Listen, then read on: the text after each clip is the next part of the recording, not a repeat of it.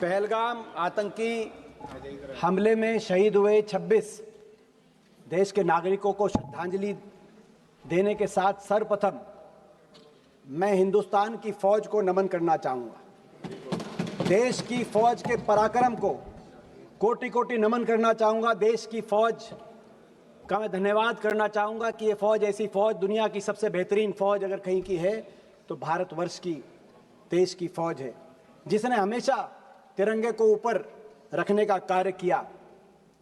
और देश की फौज का पराक्रम कोई चर्चा का विषय भी नहीं है। बार बार सत्ता पक्ष की तरफ से देश की फौज के पराक्रम को लेकर बात कही जा रही है। इसमें हम सब शामिल हैं। आप प्रस्ताव लाइए, देश की फौज के पराक्रम को नमन करने का प्रस्ताव लाइए, हम आपका साथ देंगे। नहीं तो हम प्रस्ताव ला रखते हैं, आप हमारा साथ दीजिए। यह चर्चा का विषय नहीं है।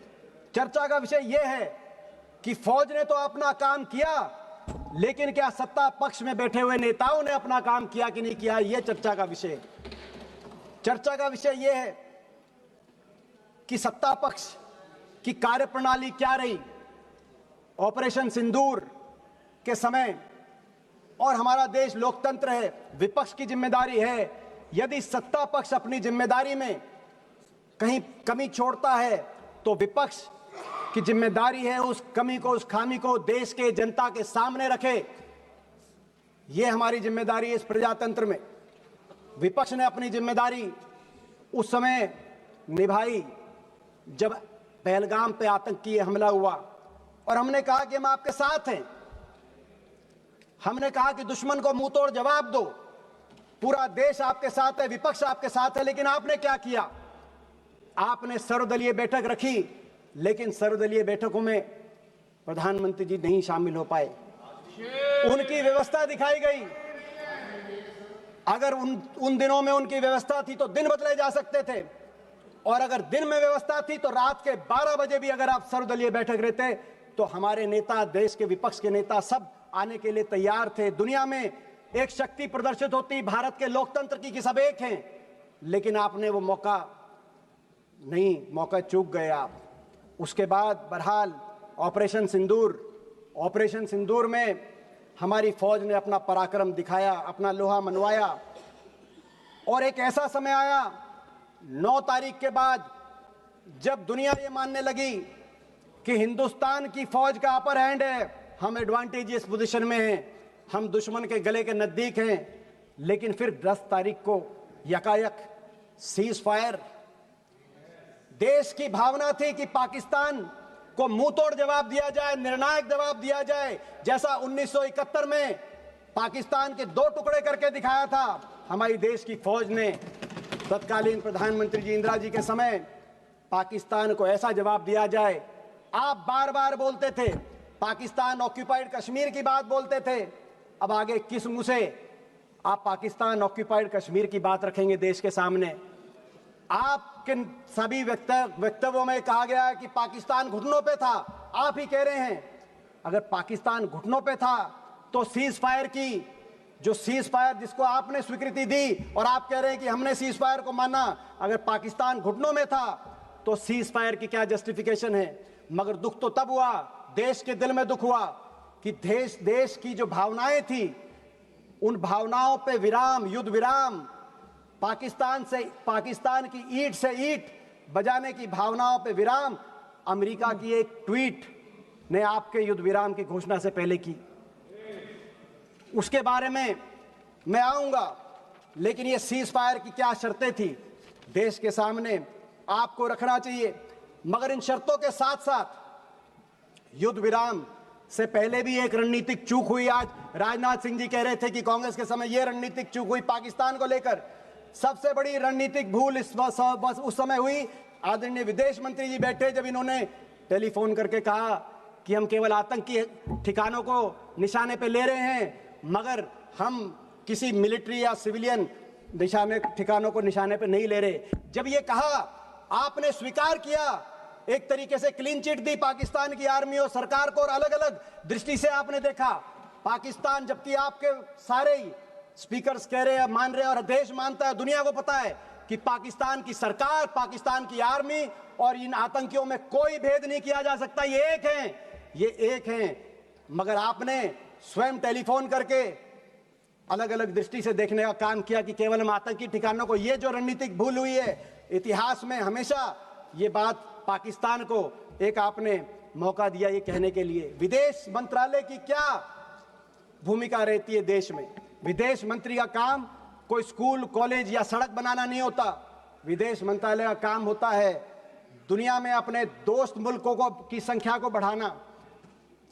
विदेश मंत्रालय की और विदेश नीति की आपकी सच्चाई 11 साल की तब सामने आई जब ये टकराव की स्थिति पैदा हुई।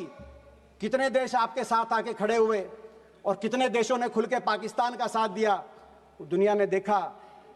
और ये बात कबूलनामा अभी मेरे मित्र जय पांडा भी कह रहे थे कि देशों की तरफ से पढ़ रहे थे कि उस देश ने आतंकी हमला का निंदा करी और उस देश ने निंदा करी। मैं पूछना चाहता हूं, एक देश का नाम बताओ जिसने आतंकी हमले की निंदा भी करी और यह भी कहा कि पाकिस्तान इसके पीछे है और हम पाकिस्तान की भी निंदा करते हैं। एक देश ने पाकिस्तान की निंदा नहीं करी। और दूसरी तरफ पाकिस्तान के साथ देने वालों की देशों में चीन, टर्की, अजरबैजान, मलेशिया जैसे देशों की, और आपके साथ एक ने भी बयान नहीं दिया। और ये बात आपको भी पता है, 11 साल की आपकी विदेश नीति, दुनिया में जो भ्रमण प्रधानमंत्री जी ने किया, विदेश मंत्री जी आपने किया, बाकी अधिकारियों ने किया, उसका सच तब सामने आया जब इस घटना के बाद आपको सांसदों पर अपना विश्वास व्यक्त करते हुए सांसदों के प्रतिनिधि मंडल भेजने पड़े। 11 साल से आप क्या कर रहे थे दुनिया में के चप्पे चप्पे में घूम के, जब आपको सांसदों पे आना पड़ा।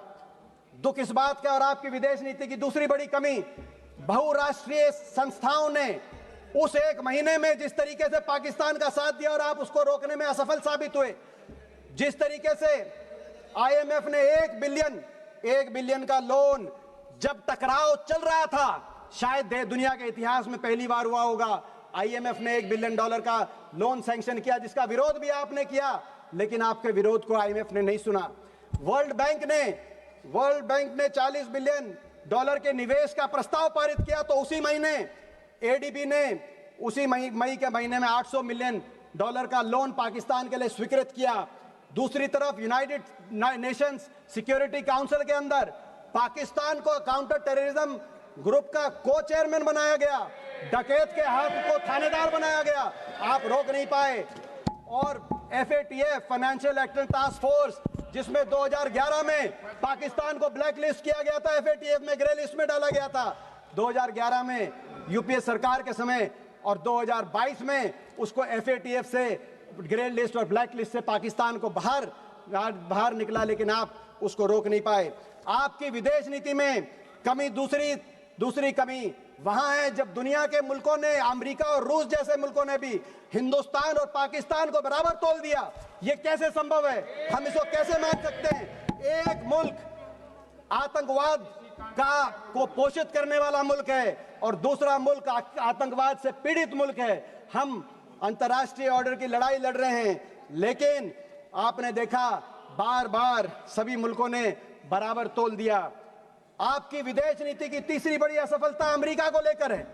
यह वही अमेरिका है, हमारे इतिहास में समय समय पर अमेरिका को जब आंख दिखाने की बात आई तो हमने आंख भी दिखाई, और जब हाथ मिलाने की और मधुर संबंधों की बात आई तो पिछले 2 दशकों में अमेरिका से संबंधों में सुधार भी हुआ। हमने उतार चढ़ाव अमेरिका से संबंधों में देखा है। 1971 में जब अमेरिका ने आंख दिखाई थी कि आप बांग्लादेश के अंदर अपनी फौज मत भेजिए, तो इंदिरा जी ने मुंह तोड़ जवाब दिया था और बांग्लादेश के अंदर हमारी फौज गई थी। आंख दिखाई हमने।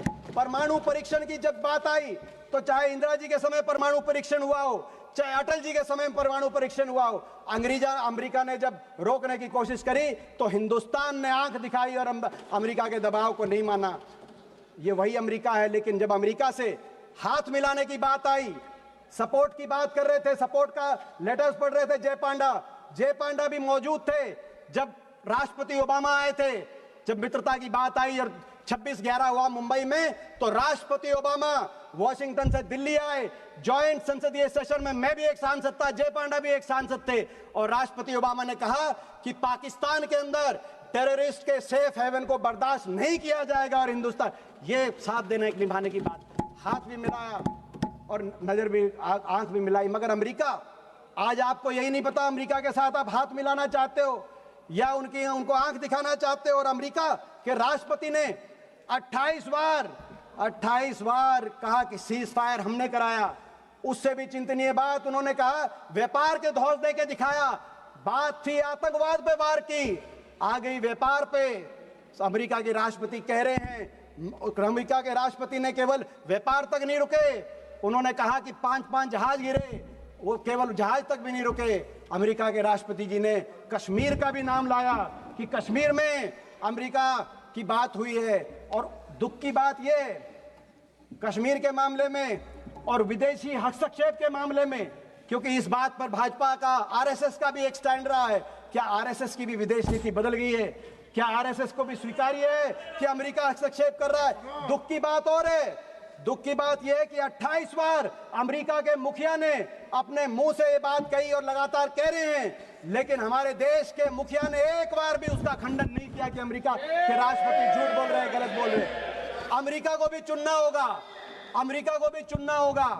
अमेरिका को कैसे संबंध चाहिए हिंदुस्तान के साथ?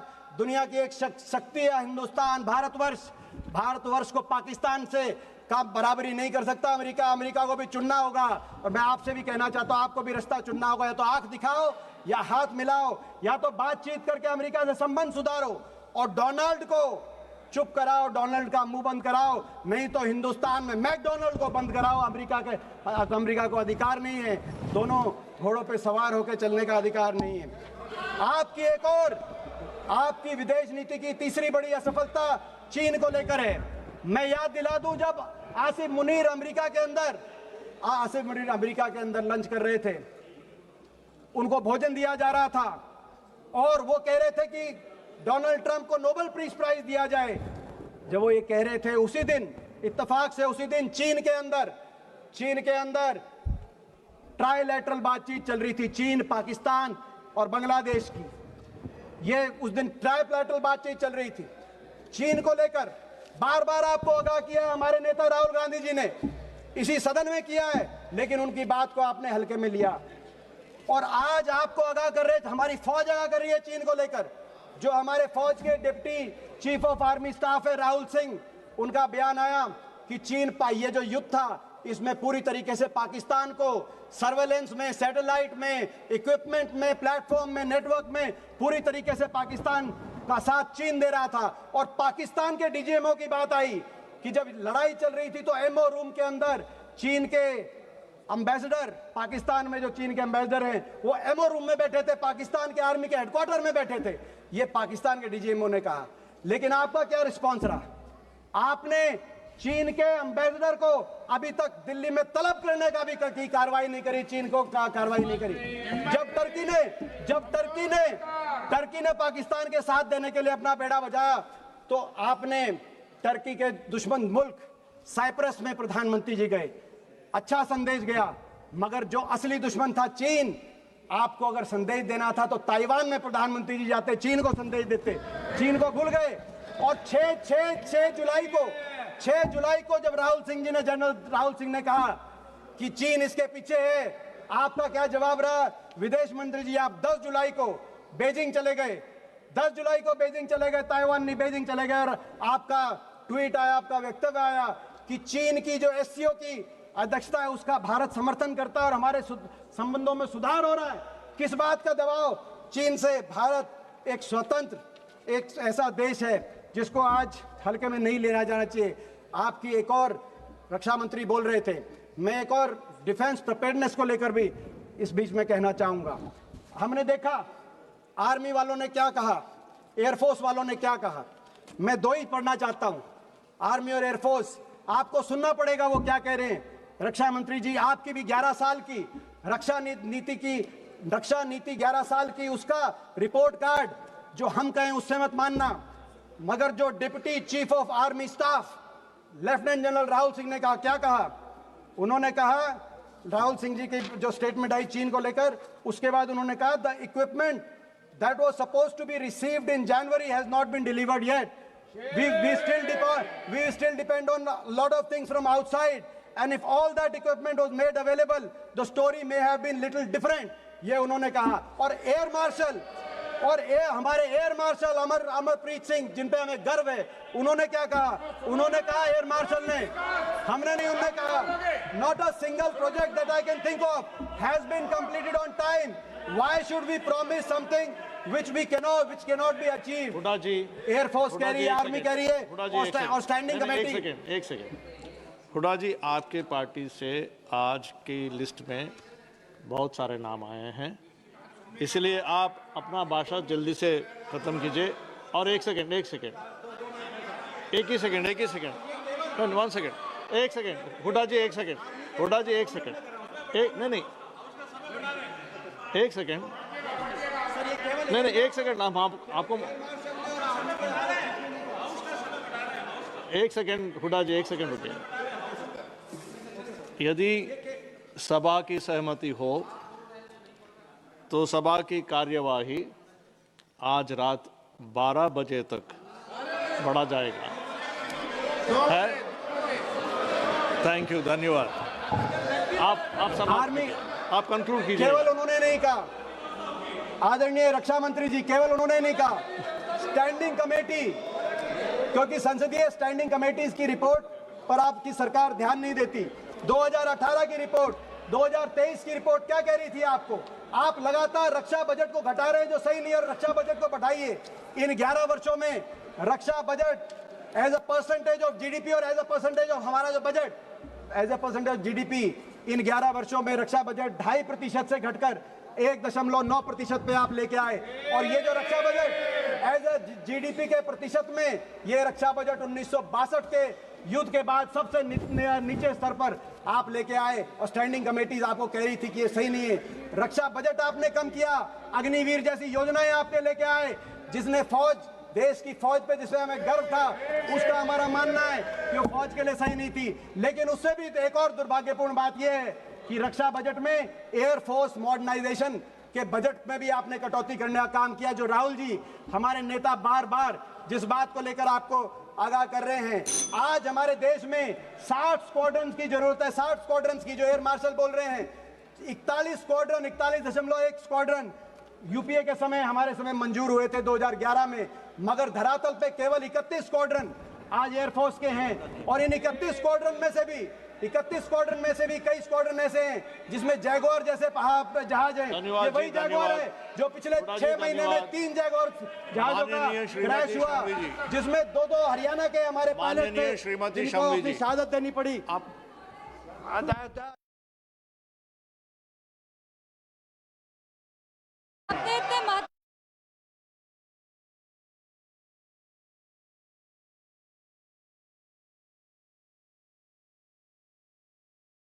Madam, 1 second. अध्यक्ष जी, मेरी यही मांग है कि हमारी आज हमारा सुझाव माने, तो ये माने कि हमारी फौज को, हमारी एयरफोर्स को आधुनिकता से लैस किया जाए, बजट को बढ़ाया जाए। जो आज हमारी एयरफोर्स के अंदर जिस तरीके से मजबूती, आज 2 फ्रंट 3 फ्रंट वॉर की बात चल रही है। आज पाकिस्तान 82% अपने हथियार चीन से ले रहा है, तो बांग्लादेश 71% अपने हथियार चीन से ले रहा है। ऐसे में नेटवर्क, प्लेटफॉर्म, हर तरीके से आधुनिकता से लैस किया जाए। अब वो ऑपरेशन सिंदूर आप कह रहे जारी है, क्रिकेट जारी मत करो ऑपरेशन सिंदूर के साथ, और करना है तो हमारी देश की फौज को मजबूत करने का आप काम करिए, हम साथ देंगे। धन्यवाद।